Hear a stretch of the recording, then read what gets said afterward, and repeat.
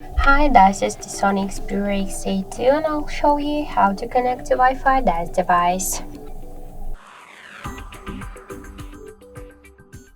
So open first the settings application and then tap to network and internet. To activate Wi-Fi, click once on the switcher and after that you will see here all of the available networks. Just to select one from to connect to one from this network, select the network and after that enter the password. To see the password, click to show password checkbox. Then just tap to connect button, wait a second, and now we could see the message that that our device successfully connected to this network.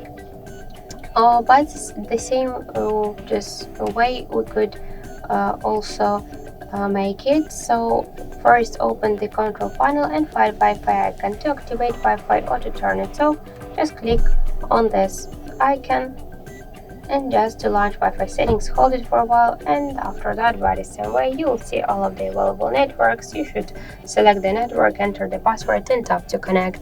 So thank you for watching, and if you find this video helpful, leave thumbs up and subscribe our channel.